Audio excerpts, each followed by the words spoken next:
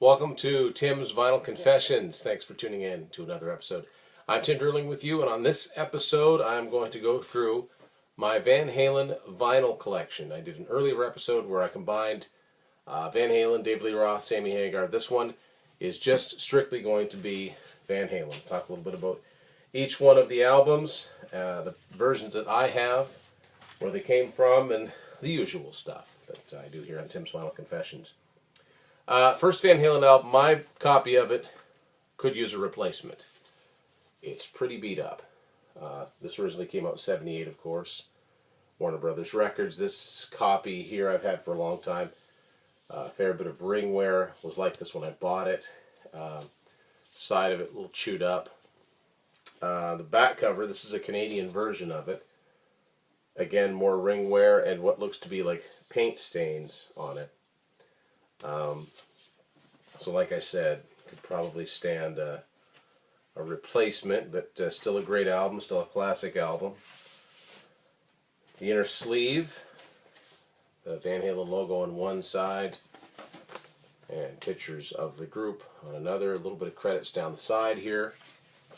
And for all of its beat up, the sleeve and everything, the vinyl itself is actually in pretty good shape. So there it is with the usual Warner Brothers logo. There you go. First Van Halen album there. As far as condition goes, they get a little bit better as they go. This is one I've had for a long time, too. This one's in really good shape. Van Halen 2, 1979, also Warner Brothers.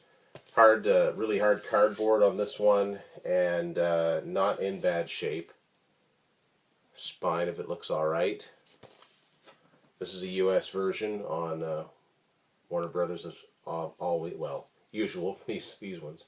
Some scratches of some sort down here, and on the front cover, it looks like whoever owned this album, if you hold it up to the light, it looks like they wrote on this a lot, like wrote on paper on top of it, because it's hard to tell exactly, see what it says here, but there's a lot of handwriting on here. Approved? I don't know, something was approved. Anyway, that's something to decipher for another time. The inner sleeve of this is not paper as well. It's really good cardboard stock.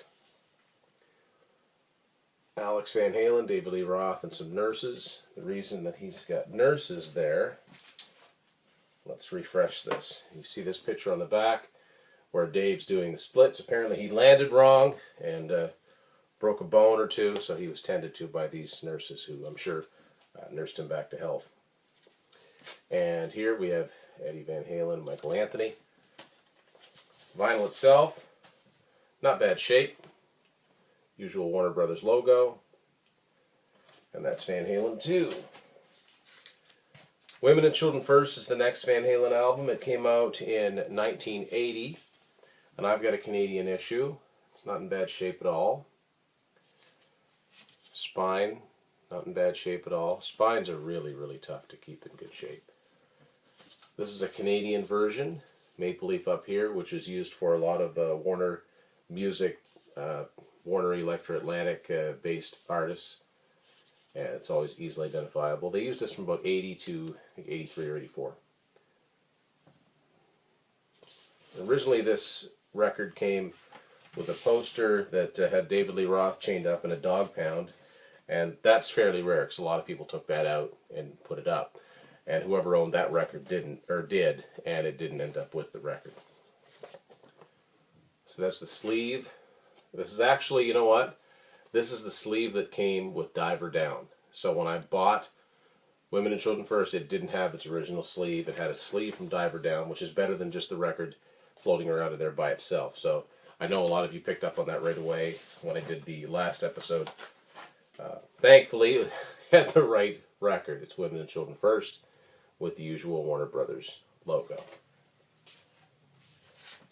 My favorite of the first 6 Van Halen albums came out in 1981. Fair warning, I just love this album from start to finish. This is Canadian edition, another Canadian edition.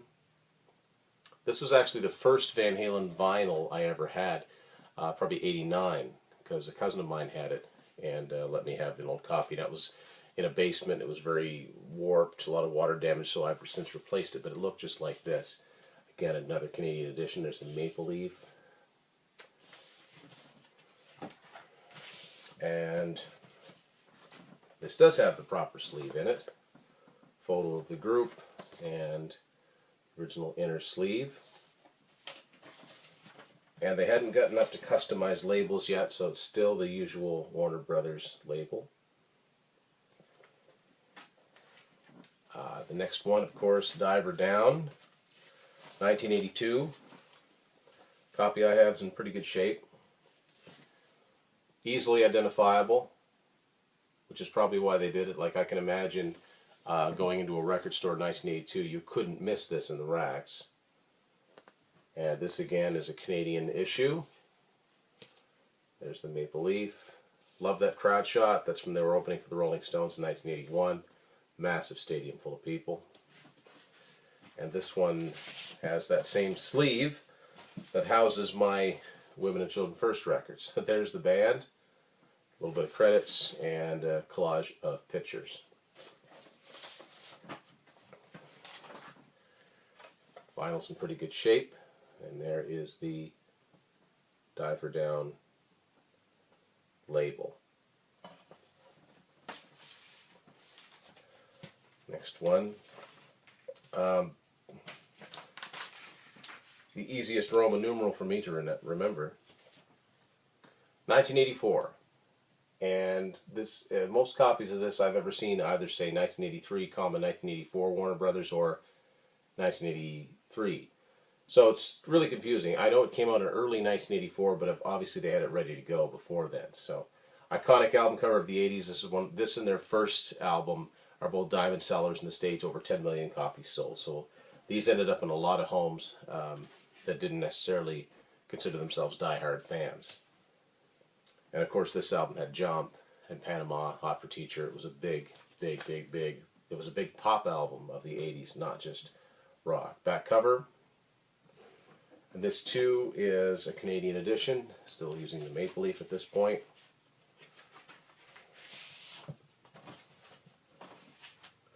Not really sure what these, I'm never sure what this has been here. I don't know, I've never known what these are, these pods. Credits on the back, sort of a digitized photo of the group. And still using just the standard Warner Brothers logo for 1984.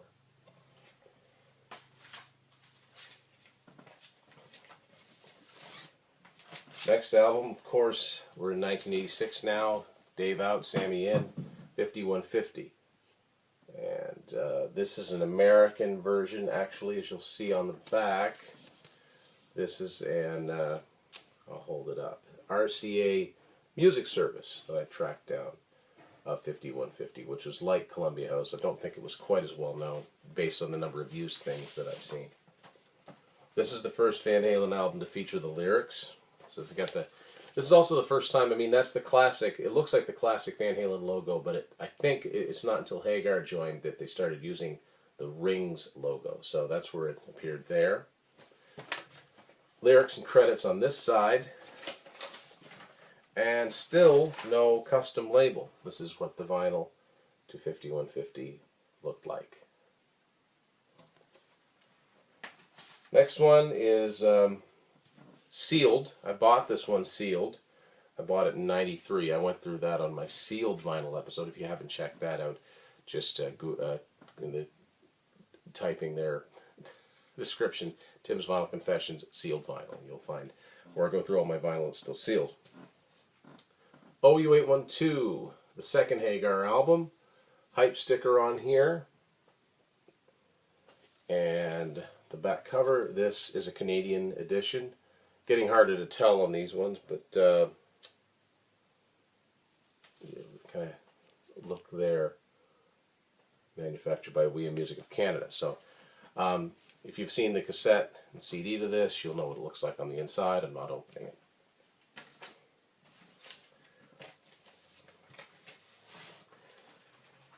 I said that Fair Warning was my favorite of the original 6. It is my favorite of the David Lee Roth albums. This is my favorite Van Halen album overall, For an Awful Carnal Knowledge from 1991. This is a German version. It's not easy to find at all domestically. This is 91. This one I got off Discogs. I've never seen too many copies of this without this hype sticker. I've tried to remove it. I've decided to leave it on there. This is my favorite Van Halen album, by far. It's got that leathery finish on there, silver, everything's written in silver. I just love this album. I think it's one of those ones that when you really, really love an album, there's not a wasted note on it. Photos of the group. A little bit of credits. They never went overboard on credits. Now I think OU812 had a customized label, had the monkey on it, but for this one we're back to the standard Warner Brothers label, even though it's got some extra characters on there because it is foreign. 1993, Van Halen put out a live album, Right Here, Right Now. I don't think it ever was released on vinyl in any territory. So next up would be an album that I bought when it came out. I bought it on CD and I bought it on vinyl. This is Balance from 1995. Purchased, it's a US copy, but you can see here it was special import, so it was purchased in Canada. And there's a photo on the back. This was the last new album they did with Sammy.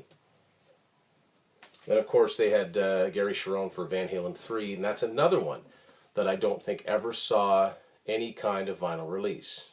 I really don't think it did. Yeah, I think I can stand by that one. So the only other thing I've got to show you is, to this date, the most recent Van Halen studio album. I hope they do another one. Who knows who it'll be with, like what lineup, but this is A Different Kind of Truth. This came out in 2012. This was the reunion album with David Lee Roth and Wolfgang Van Halen on bass, replacing Michael Anthony. So this is a double vinyl set, and I really like this album too. This was a pleasant surprise. Van Halen did a live album in Tokyo in 2015. That was out on vinyl, but in my opinion, ridiculously expensive. So that is my Van Halen vinyl. Be curious to see what yours look like and where the records came from. I really do have to find a replacement for that first one, and maybe find a copy of Women and Children First with the poster and the proper sleeve. But that's all fun. That's all part of the hunt. Thanks for watching this edition of Tim's Final Confessions.